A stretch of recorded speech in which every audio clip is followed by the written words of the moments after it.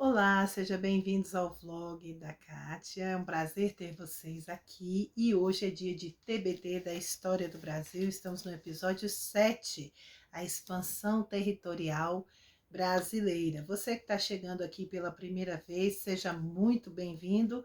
Eu sugiro a você que dê uma maratonada nos episódios anteriores para você entender bem e captar o assunto que nós estamos trabalhando hoje. E você que já vem assistindo, muito obrigado pela sua audiência. O nosso TBT está dando certo e eu fico muito feliz com isso. E peço a você que deixe aí a sua curtida, o seu like e também compartilhe esse vídeo com seus colegas de escola, com seus parentes que gostam de história do Brasil, enfim. Nos ajude a levar essa mensagem do bem para outras pessoas, para que outros possam conhecer e aprender sobre a história do Brasil. Então, sem mais delongas, vamos lá. O ano passado, no TBT passado, nós falamos sobre as invasões no Brasil, invasão de franceses, holandeses, né? E vamos começar exatamente falando dos holandeses, né? Porque nós terminamos a aula falando da ida dos holandeses embora do Brasil, porque eles ficaram um período do tempo usufruindo, né? Os holandeses e os franceses ficaram um tempo usufruindo do Nordeste. E enquanto isso, Portugal foi ficando apenas com o espaço que seria hoje o Rio de Janeiro, São Paulo e a Bahia, né? Naquele tempo, como nós já estudamos as capitanias hereditárias, né? Ainda não existia o Espírito Santo, ainda não, Minas Gerais ainda não havia recebido esse nome de Minas, né? E fora que o Brasil tinha só um pequeno pedaço do que hoje é Minas Gerais, enfim. E o forte era o Nordeste, e o Nordeste passou um tempo ocupado pelos holandeses, né? Com exceção a Paraíba, que ficou mais na mão dos franceses. Mas, de modo geral, os holandeses dominaram bem aquela região ali, menos a Bahia. Bom, mas quando finalmente Portugal se libertou do domínio da Espanha, da União Ibérica, e voltou o Portugal com seu rei, e a Holanda foi embora, então o Brasil voltou à sua realidade, sendo colônia de Portugal. E os holandeses foram embora, mas eles não desistiram, não. Eles acabaram parando ali nas Antilhas, dominaram o pedaço, começaram a produzir açúcar em larga escala nas Antilhas e deu ruim para o Brasil. Por quê? Porque eles começaram a concorrer lá na Europa com o açúcar que Portugal levava do Brasil. E antes, Portugal tinha uma parceria com a Holanda. Portugal vendia o açúcar da colônia, a Holanda refinava, deixava branquinho e vendia pela Europa. Então haviam duas opções: o açúcar mascavo, mais escurinho, vendido pelos portugueses, e o açúcar refinado, vendido pela Holanda. Só que agora a Holanda, com toda a tecnologia e a Holanda produzindo bem lá nas Antilhas, então ela ficou um concorrente super forte. E aí, com essa produção em larga escala da Holanda, o preço do açúcar acabou minguando, porque aí começou a ter muita oferta, e aí Portugal foi perdendo terreno, começou a crise do açúcar, né, com Portugal, graças a essa desavença entre Portugal e a Holanda. Veja bem, em 1650, Portugal ganhava, em média, com a produção de açúcar, 3 milhões e 800 mil libras, o que dá uma boa grana trazendo para o real, se fosse no real hoje, né? Mas naquela época a libra era a moeda mais forte, né? Já em 1710 essa quantia caiu para quê? 1 milhão e 700 mil libras. Então, assim, quer dizer, Portugal perdeu mais da metade do seu lucro. E ainda teve um problema sério. No século XVII, a Europa passou uma crise financeira. Essa crise acabou afetando o quê? Porque, claro, se eles estão em crise, eles compram menos, eles investem menos. E aí, aqui, que tinha um mercado monopolista que vendia para Portugal e Portugal não conseguia vender, então acabou afetando a crise aqui também, né? E isso fez com que a produção de cana se tornasse mais cara, e a cana teve aumento, o açúcar teve aumento no preço, aí chegava lá, não tinha como vender mais caro, porque tinha concorrência dos holandeses, enfim, né? E sem contar que aí aquele tráfico que nós já comentamos dos africanos, né? Os traficantes, os vendedores de escravos meteram a faca, começaram a vender os escravos mais caro. E ainda teve um outro problema, né? aqui no Brasil, que os escravos daqui adoeceram com as doenças de branco, pegaram muita febre amarela, pegaram varíola, e isso foi dizimando os escravos. E aí, olha que situação, né? Com isso, os exploradores, os que vendiam os escravos, ó, aproveitaram e meteram o preço, começou a subir, escravo começou a ficar caro. E aí as exportações brasileiras para Portugal começaram a entrar em crise, e o Brasil só não ficou numa crise maior porque ele começou a enxergar algo no qual o sistema colonial nunca tinha pensado: o mercado interno brasileiro. Foi o que salvou o Brasil da bancarrota total e salvou Portugal também, porque muito do açúcar que era produzido aqui, Portugal não tinha como levar porque não tinha para quem mais vender. A concorrência lá estava muito grande. Então, esse açúcar passou a ser consumido aqui dentro do Brasil mesmo, pelas pessoas que habitavam aqui. Então, olha que situação, o mercado interno começou a ajudar. E o Brasil peca até hoje nisso. O Brasil visa muito lá fora e esquece o mercado interno brasileiro. Muitas vezes o mercado aqui, às vezes as coisas aqui ficam mais caras, às vezes chegam a faltar, nem todo mundo tem condições de comprar. Por quê? Porque o olho é lá fora, o melhor é lá fora, aí o que sobra é aqui dentro. Quando tem uma crise lá fora, aí vende o melhor aqui dentro. Isso é um erro. Quando a gente estudar sobre os Estados Unidos, nós vamos ver o quanto o mercado interno é importante e o quanto vale a pena investir nesse mercado. Então, Portugal cometeu esse erro e esse erro vem conosco no agronegócio ainda até hoje. Bom, Portugal estava numa crise violenta, não conseguia negociar com o Oriente porque a Holanda, a França, a Inglaterra fecharam as portas, eles tinham muito açúcar, acabou vendendo aqui no Brasil, né? E infelizmente, o Nordeste, depois que os holandeses foram embora, os substitutos de Maurício de Nassau não deram conta de administrar, os portugueses que o rei de Portugal mandou para substituir o Nassau não deram conta do progresso que ele trouxe, ele sabia negociar, por ele estar ligado com a Holanda, então ele sabia botar juro mais baixo, ele sabia fazer negociações que agradavam aos senhores de engenho, e os substitutos deles não conseguiram realizar isso. Então começou a surgir uma crise interna muito grande e começaram a surgir algumas revoltas no Brasil. A revolta da cachaça no Rio de Janeiro, essa revolta ocorreu em 1661, foi um manifesto dos produtores de cachaça lá do Rio, que se manifestaram contra, eles não estavam dando conta de produzir, de pagar os impostos, então eles fizeram uma movimentação. Houve também a revolta do Nosso Pai, essa revolta foi em Pernambuco, contra os substitutos de Nassau, né? E eles estavam muito indignados porque Recife teve grande progresso, como nós vimos, né? Recife, Olinda, Pernambuco, o Nordeste todo, né? Teve um progresso grande com Nassau e o Nordeste estava muito revoltado. E aí lá os pernambucanos fizeram essa revolta contra o governador que foi enviado por Portugal, que eles não aceitavam de jeito nenhum.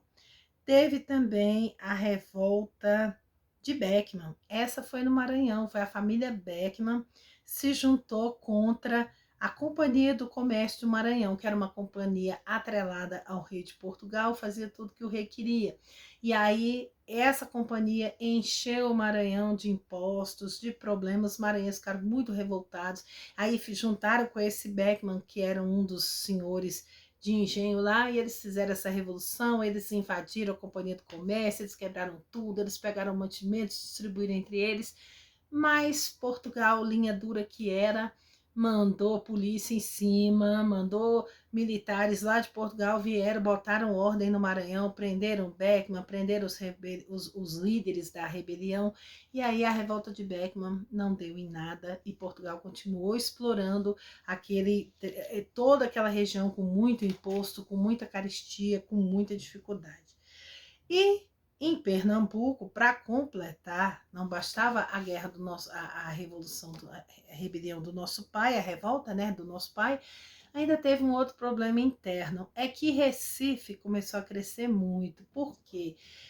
Quando Portugal, quando eles começaram a investir ali, fizeram a capitania ali daquela região, eles começaram com Olinda. Olinda é mais velha que Recife, pode-se dizer, era a cidade mais importante. Só que e Recife era um bairro de Olinda. Mas aí o que acontece? É, o Recife foi crescendo, porque lá em Olinda tinha muitos senhores de engenho. E em Recife, quem morava mais eram os comerciantes, aqueles que vendiam escravo, que vendiam especiarias, que vendiam roupa, que vendiam de um tudo, mas principalmente os traficantes de escravo. Esses eram os comerciantes mais abastados. E Recife estava cheia dessa galera. E eles começaram a progredir, e fora que em Recife também houve a influência de Nassau, porque Nassau fez muita coisa boa lá em Recife. Então Recife foi se tornando uma cidade grande. Não dava mais para Recife ser um simples bairro. E aí Portugal resolveu, não, vamos elevar Recife a categoria de vila, ele tem o mesmo potencial de Olinda, não dá mais para deixar Recife submissa a Olinda. E aí isso desagradou os senhores de engenho. Claro que os comerciantes de Recife ficaram super felizes, agora eles iam ser vila. Então isso gerou uma guerra interna chamada Guerra dos Mascates, porque os senhores de engenho de Olinda chamavam os comerciantes de Recife de mascate. Mascate, você sabe o que é? Aquele vendedor que anda de porta em porta com a malinha na mão. E por isso, como eles estavam se dando muito bem, eles às vezes faziam uma vez até de banco, às vezes os senhores de engenho estavam no arroxo e ia pedir dinheiro para esses caras, eles emprestavam dinheiro a juros e tudo. Então, os mascates, os comerciantes estavam muito bem mesmo. E aí, os senhores de engenho, nada satisfeitos, começaram a chamá-los de mascates e acabou tendo essa guerra, que foi a Guerra dos Mascates, e ela ocorreu em Pernambuco, entre Recife e Olinda, aquela confusão, porque Recife não queria que Olinda não queria perder o bairro Recife, por outra vez, queria se tornar vila. Aí o que Portugal fez? Mandou militares para cá, mandou uma esquadra cheia de militares, mandou um governador novo para tomar conta de Recife, aí entraram no meio da confusão lá, resultado, Olinda perdeu a guerra e Recife passou a ser sim uma vila e hoje é uma das capitais mais desenvolvidas do Nordeste, uma capital linda que eu recomendo muito você conhecer. Quiser fazer um turismo no Nordeste, vá ao Recife. E o detalhe interessante, que Recife e Olinda são coladinhos. Quando você está, por exemplo, no bairro da Boa Viagem, você pega um Uber para Recife, você pega um Uber de Recife até Olinda, é coisa de 20 minutos. Você tá chegando lá em Olinda, super perto. Recife também é pertinho de Porto de Galinhas, dá para você ir de Uber, dá para você ir, se você tiver com uma galerinha grande, você aluga uma van e vai. Compensa muito, é uma viagem muito gostosa, vale muito a pena conhecer Recife, Olinda, Porto de Galinhas. Inclusive uma curiosidade sobre Porto de Galinhas que eu aprendi nessa viagem. Por que Porto de Galinhas tem esse nome? Porto de Galinhas. Já parou para pensar nisso? É porque vai chegar um momento. Não, eu vou deixar eu contar essa história mais adiante, porque essa história é mais atual do que isso que nós estamos falando. É só um spoilerzinho, mas mais adiante eu vou falar por que chamava Porto de Galinha, tá? Deixar vocês na curiosidade. Mas vamos adiante então. Os holandeses estavam controlando a venda do açúcar lá em Portugal. Além deles terem o novo controle de tudo, eles também invadiram, por causa da dívida que Portugal tinha com eles invadiram em troca do dinheiro, eles tomaram conta das colônias que Portugal tinha na África, e eram lugares, Angola, que era lugar que vendia muito escravo para o Brasil. E aí foi preciso, a coisa aqui ficou tão feia, que isso vai desencadear dois problemas sérios. Começa a faltar escravo no Brasil, porque o Brasil não tinha como comprar. As relações com a Holanda estavam cortadas. E a Holanda dominando Angola. Da onde que Portugal ia arrumar escravo para vender para cá? E os escravos faziam falta. E isso fez com que juntou o adoecimento dos escravos aqui, com a varíola, com a febre amarela. Aí já não tinha mais escravo da África para comprar, porque o monopólio agora é da Holanda. O que vão fazer agora? Aí os colonos daqui desesperados voltaram a olhar para os indígenas. Logo, os indígenas que estavam protegidos pela Igreja Católica, protegidos pelo rei de Portugal, que já tinha determinado: não quero mais escravidão de indígena, deixa os indígenas com os padres, deixa os indígenas quietos. Era essa a lei, mas a falta de escravos fez com que a província ali, a capitania de São Vicente, mais São Paulo de Piratininga, se revoltassem. E ali eles criaram um movimento chamado entradas ou bandeiras, principalmente bandeiras, porque era um movimento de homens que saíam juntos à caça de indígenas e eles iam com uma bandeira que representava o movimento deles. Então, por isso eles tinham o nome de bandeiras. E essas bandeiras que entravam pelo mato, desbravavam o sertão, esses caras passaram a ser chamados de bandeirantes. São os famosos bandeirantes do Brasil, que inclusive nós, eu e quem é mais antigo, que estudou no tempo da ditadura, sabe disso. Os livros de história naquela época enalteciam os bandeirantes, a gente tinha que aprender o nome deles, era Raposo Tavares e outros, né? São Paulo é cheio do nome, é Borba Gato, Raposo Tavares, e lá tem rodovias com esses nomes, tem lugares, né? Enfim, tem outros nomes, que Anhanguera, eram todos bandeirantes. E os militares passavam para a gente aquela ideia que os bandeirantes eram lindos, maravilhosos, desbravaram o Brasil, abriram as portas para o progresso brasileiro e tal, descobriram o ouro e etc e tal. Mas sabe qual era o maior objetivo dos bandeirantes? Não era o ouro, não. Eles demoraram para se interessar pelo ouro, viu? O objetivo deles era prender os indígenas. Veja bem, quando os portugueses começaram a trabalhar no litoral, quais foram os indígenas que foram dizimados? Aqueles 2 milhões. Lembra que eu falei para vocês que tinha 3 milhões que moravam no interior e 2 milhões que moravam no litoral brasileiro? Esses 2 milhões foram praticamente dizimados e os poucos que sobraram correram para o interior do Brasil. E aí eles fugiam para onde? Ou eles iam se abrigar nas tribos que já existiam, ou eles criavam novas tribos com os poucos que sobreviviam, ou eles iam para os quilombos morar junto com os negros. Esse era o caminho que os indígenas faziam. Então, o que os bandeirantes resolveram? Eles resolveram adentrar o sertão para capturar os indígenas que estavam ali naquele interior desconhecido. E detalhe, nessa altura do campeonato, o Tratado de Tordesilhas já era... Portugal não estava respeitando, até porque os espanhóis, eles se empolgaram tanto. Eu vou abrir um mapa aqui para mostrar para vocês. Os espanhóis, eles tinham... deixa eu achar os mapas antigos que nós trabalhamos. Eu acho que eu já deletei eles. Que pena. Mas eu mostrei para vocês aqui, deletei sim, em mapas anteriores, que aquele espaço todinho do Tratado de Tordesilhas. Veja que a Espanha tinha a América quase toda. Então ela começou a explorar o lado do Pacífico. Eles tinham muito disso, de explorar o litoral. E os espanhóis deram muita sorte, porque eles começaram a explorar ali na região de onde hoje é a Argentina, onde é o Uruguai. E eles começaram a adentrar por ali, eles acharam o Rio da Prata. E ali, próximo desse rio, que ganhou esse nome porque ali haviam jazidas e jazidas de prata. Então eles começaram a extrair prata ali naquela região, que hoje culmina ali com a Bacia Platina, né, que começa aqui no Brasil, vai desembocar lá perto de Buenos Aires, de Montevidéu. Então são vários rios ali, essa região pegou esse nome por causa do Rio da Prata e tudo mais. Então o que acontece?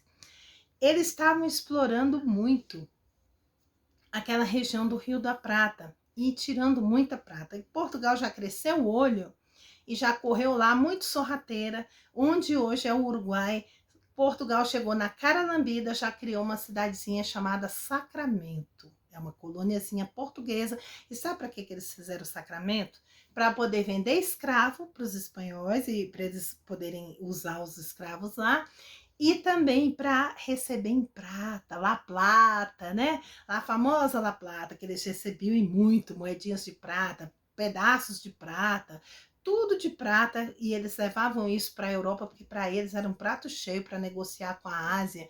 Vocês terem ideia, os asiáticos gostavam mais da prata que do ouro. A prata lá valia mais que o ouro. Então eles estavam ali de olho, e os espanhóis estavam firmes ali naquela região e contornando a Argentina, contornando o continente do lado do Pacífico para poder explorar os minérios ali à beira-mar. Então eles tinham receio de entrar pelo interior, porque Portugal já estava na beirada, e eles entrar pelo lado do Pacífico ficava dispendioso para eles. E eles deram sorte que eles foram chegando, explorando a América Central, explorando ali onde hoje é Bolívia, onde hoje é Venezuela. Eles começaram a explorar e a encontrar a prata, encontrar tudo que eles queriam. Então, esse interiorzão do Brasil, aquela parte ali, Amazônia, Pantanal, aquela região ali era deles, mas eles olhavam aquilo e desanimavam, porque era tanto mato, era tanto bicho, tanta coisa para enfrentar, que eles foram deixando. Não, daí um dia a gente vai, uma hora a gente vai. Aí os portugueses, muito espertos, os bandeirantes foram entrando, e no que os bandeirantes foram entrando, eles iam escravizando os índios, e os índios reagiam, os indígenas. Eles reagiam ferozmente, e infelizmente no que eles reagiam, eles eram mortos. Mortos, muitas tribos foram dizimadas, foram exterminadas pela ação dos bandeirantes. Olha, para você entender bem os bandeirantes, infelizmente eu pesquisei e não achei, mas eu creio que logo a Globo vai estar passando essa série aqui, ó, A Muralha. Uma série que fez muito sucesso nos anos 2000, é muito premiada, foi usada muito, eu mesma usei quando eu trabalhava na rede pública, para mostrar para os alunos como é que era o Brasil colônia, como é que foi a vida de São Paulo, capitania de São Vicente, São Paulo de Piratininga, a pobreza que era, como é que era a relação dos indígenas com o povo civilizado, enfim. Tudo isso é mostrado aqui nessa série, e principalmente a ação dos bandeirantes, como que eles agiam, como que eles escravizavam, como que eles descobriram ouro, enfim. Tudo tem aqui nessa série. Fique de olho quando o Globoplay lançar, assista, que vale muito a pena, é uma série muito boa.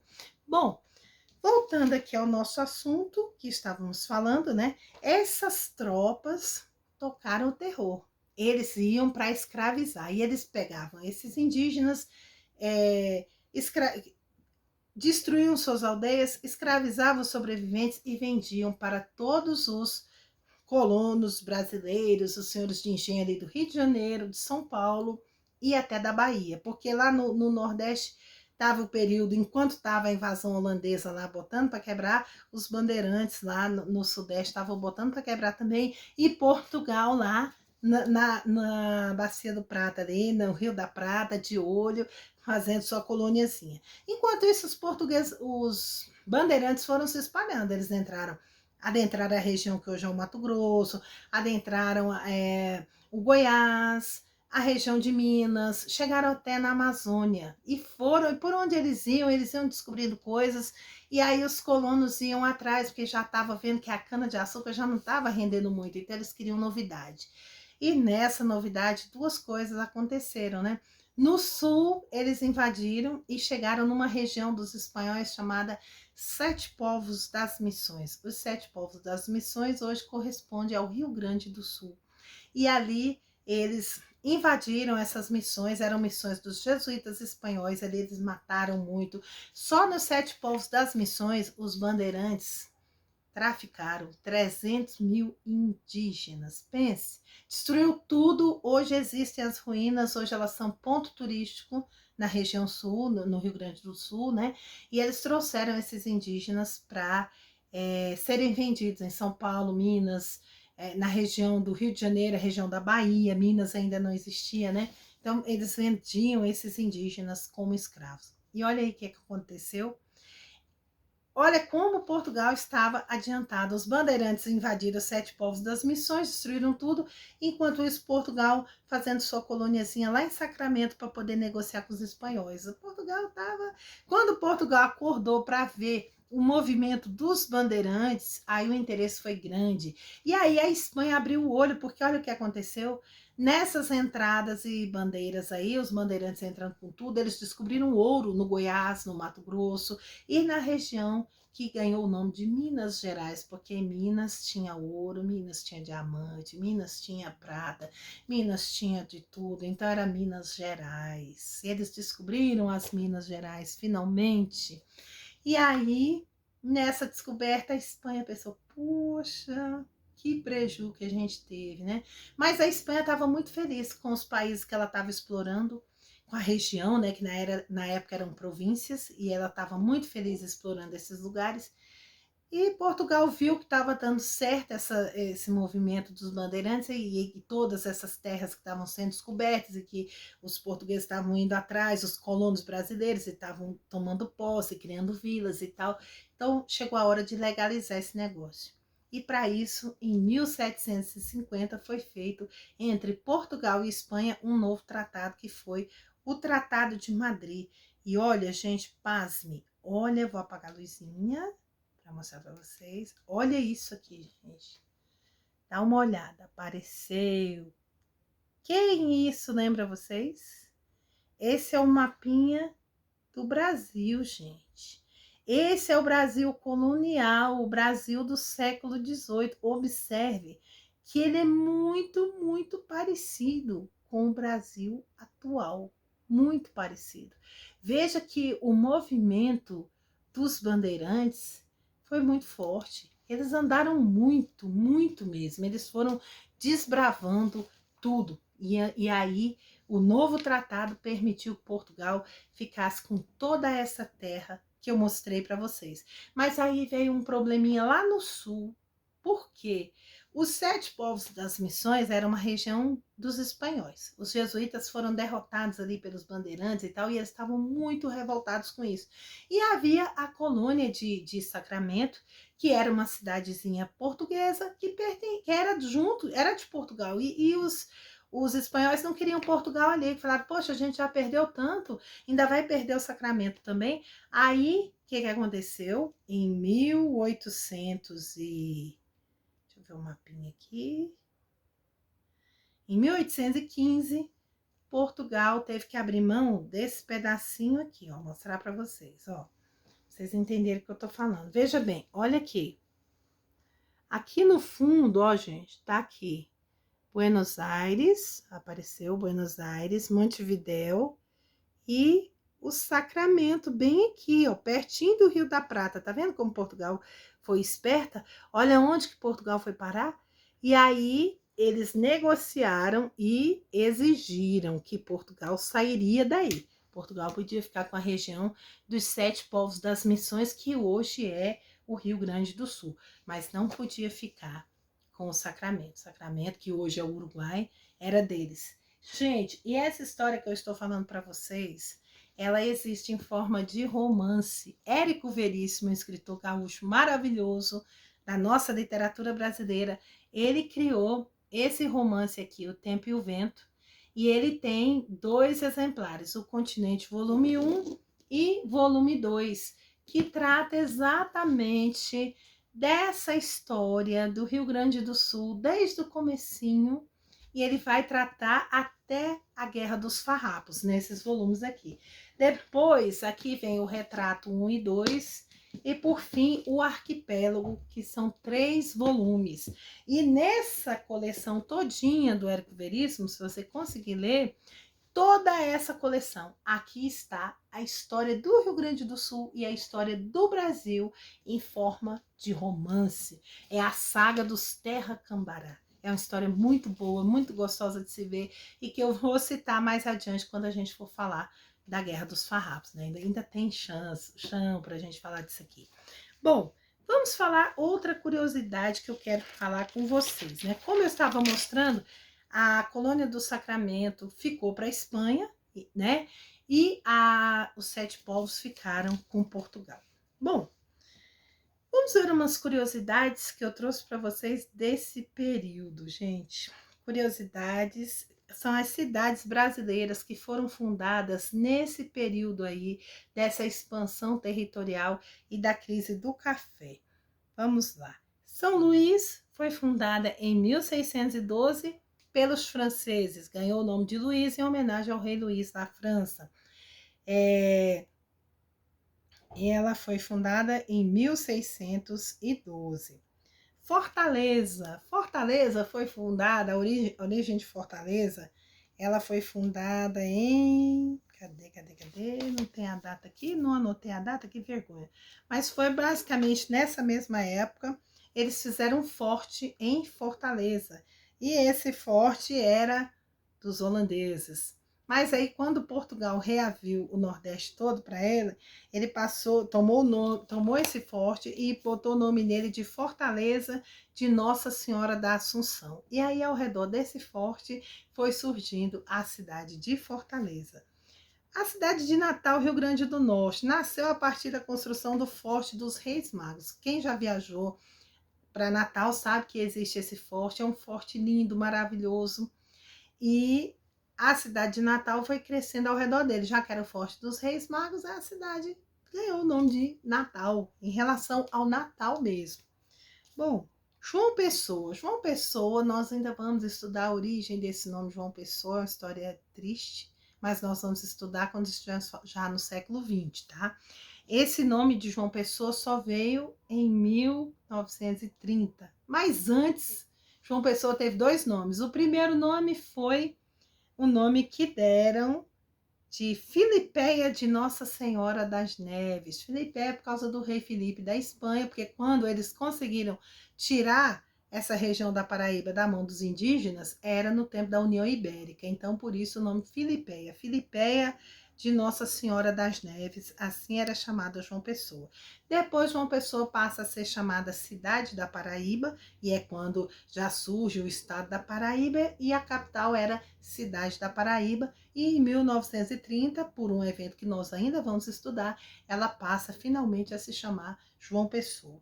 Essas foram as cidades do Nordeste que surgiram nesse período aí. Agora, no Sul também surgiram cidades, né? A cidade de Desterro, na região Sul. Quem aí seria capaz de dizer quem é Desterro hoje?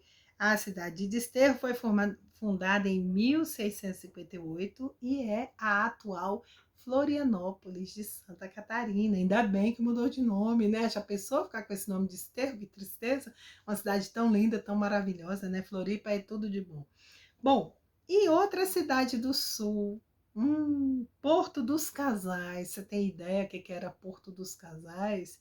Porto dos Casais foi fundada em 1742 e é a atual Porto Alegre. Que lindo, né? Porto dos Casais, gostei, mas Porto Alegre é mais bonita. Também é uma cidade linda, vale muito a pena. Esse nosso Brasil é todo lindo, gente, vale muito a pena você investir e viajar. Tem gente que gosta de viajar pelo mundo, mas eu recomendo viaje pelo Brasil, porque é uma viagem linda. Você aprende a história, você aprende cultura e você aprende a amar mais ainda o seu país e a conhecer o país que é nosso. Graças a Deus, que tem uma história tão tumultuada, né? Essa aula de hoje você vê que tumulto, bandeirantes se espalhando pelo Brasil, colonos indo atrás deles e fundando cidades. Olha que aventura, né? O Brasil, esse crescimento do Brasil foi bem pauleira mesmo. Bom, e na semana que vem nós vamos começar a falar sobre a questão do ouro. Tem muita história ainda para contar, gente. E eu quero, inclusive, dizer uma coisa para vocês. Pedir a vocês que estão me acompanhando, tenham um pouquinho de paciência, que infelizmente a gente vai se empolgando, é tanta informação que os vídeos acabam ficando muito longos, né? Que geralmente quem está no YouTube ele não quer ver coisa muito longa, mas é muito assunto para uma aula só. E como eu me propus a trabalhar em apenas 50 encontros, então a gente tem que cumprir a meta, senão chega dezembro eu não dou conta. Tá bom, gente? Mas eu conto com vocês. Nem que você assista um pouco hoje, um pouco amanhã, mas é isso aí. Eu espero que vocês estejam aprendendo. Para mim, está sendo muito bom revisar esses conteúdos que eu estudei na faculdade, conteúdos que eu já trabalhei em escola pública. Está sendo muito legal rever isso com vocês. E eu espero que, e é um prazer estar com vocês, e eu espero que essa minha a felicidade seja a de vocês também, aprendendo coisas novas aqui com a gente. Então, um beijo e até o próximo TBT. Tudo de bom para vocês.